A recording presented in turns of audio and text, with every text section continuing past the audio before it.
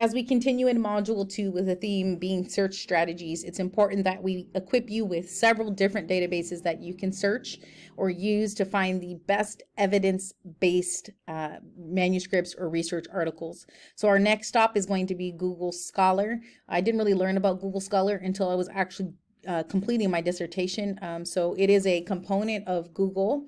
And so in order to get there directly without going through Google itself, you're just going to put the word scholar in front of google.com. So it's going to be scholar.google.com. And then from there, it becomes a search engine. So we're going to type in carpal tunnel syndrome. And as you can see, it's already there. It's memorizing it for me. So it's predictive text, but you certainly could type it in. So we'll type in carpal tunnel, and then it'll immediately do that search for me. And so from here, let me orient you to this particular search engines page. So this is Google Scholar, a lot different than PubMed, certainly looks different than EBSCOhost, right? And so as we're looking at Google Scholar, a few things that we really want to make sure we're doing. Number one, this is such a generalized search, right? Carpal tunnel syndrome. So of course I'm going to have 147,000 articles. Now, if I'm doing a research paper on carpal tunnel syndrome and I get 147,000 articles, or if I have a patient in my clinic who needs help, who has carpal tunnel syndrome, if I get 147,000 results, the odds of me actually wanting to sit down and read this literature is daunting, it's overwhelming, and I'm probably not going to do it, right? So this is where using the appropriate Boolean terms, using good search terms becomes important. So what I'm going to do to improve my search is type in and surgery and physical therapy, just like we did in the other database. And so what we'll see is that we're down from 74,000 to 29,000, right? And this makes it a little bit more manageable. Now, what we know about evidence-based practice is that if we truly want to have the best evidence, then we'll be searching research articles within the last 5 years. So we could also reduce the number of articles that are available to us by selecting the articles that we actually want to review in terms of their publication date. So let's look at research articles that have been published since 2016. What you'll see is that that number significantly reduces to about 7,000. But let's just say I want to look within the last year. Now I'm at 1,000. 1,000 research articles seems easier to tackle than 74,000 research articles. So let's take a look at what happens when I limit my search, right? That's what I'm doing. I'm selecting the time frame. I'm using Boolean terms to really tell Google Scholar what research articles I'm specifically looking for.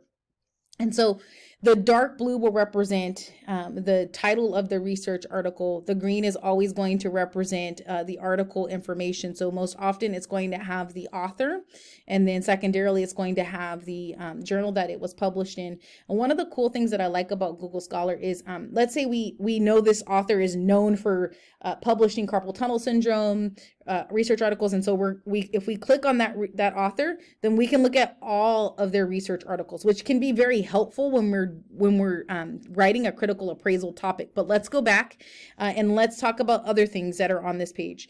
Number one of the cool things is that they automatically link you to the full text journal article if it exists, right? So you can see this first article doesn't have a link, which means in Google Scholar, there isn't a full text journal article available to you. But that doesn't mean that you can't copy and paste that title, put it into Paloma's library databases and search for it there, because we may very well have that full text article. So what am I saying? You're learning about independent, right, databases. But what I'm saying is if it doesn't exist in one database, it may very well, in terms of full text, exist in another. So use multiple databases to help you search for your research articles. But yes, in Google Scholar, one of the things that I like is this right here, the direct link to the full text research article. So I'll click there really quick so you can see what happens. It's going to take you to the website that houses that full text journal article, and then it immediately allows you to read that full text journal article, right? So I'm going to click back so that let's say, okay, I've linked to it, I've read the article, but I don't want to forget about this one because it's one that I'm going to include in my research assignment. So if you see each of these research articles, you'll see they have a star. Do you guys see those stars? So if you click on one of those stars, what you've now done is down here, you see that? It says saved to your library. So let's go ahead and click on the first 3. Each of these is now saved to my library. And the way that I can access them is in the upper right hand corner. I'm going to click on my library, and now I'm in my library. These are the articles that I told Google Scholar to save. So we can see just how robust Google Scholar really is, at least in organizing the articles that we might be using, right, for our critical appraisal topic.